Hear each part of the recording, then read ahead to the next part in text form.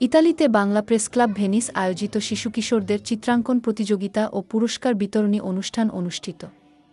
ইতালির ভেনিসে আন্তর্জাতিক মাতৃভাষা দিবস উপলক্ষে নতুন প্রজন্মের মাঝে বাংলা ভাষার ইতিহাস তুলে ধরতে বাংলা প্রেস ক্লাব ভেনিস এর আয়োজনে চিত্রাঙ্কন প্রতিযোগিতা ও পুরস্কার বিতরণী অনুষ্ঠান অনুষ্ঠিত।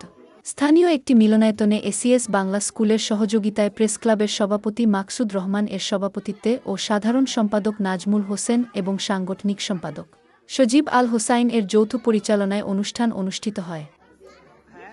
অনুষ্ঠানে প্রধান অতিথি হিসেবে উপস্থিত ছিলেন বৃহত্তর কুমিল্লা সমিতি ভেনিসের প্রতিষ্ঠাতা সাধারণ সম্পাদক শাহাদাত হোসেন।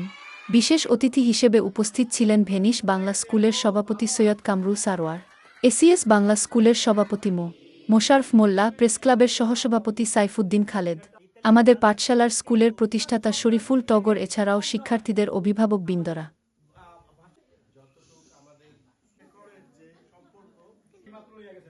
অংশগ্রহণ সকলের মাঝে প্রেসক্লাবের লগো সম্মিলিত মগ ও সম্মাননা পুরস্কার প্রদান করে অতিথিরা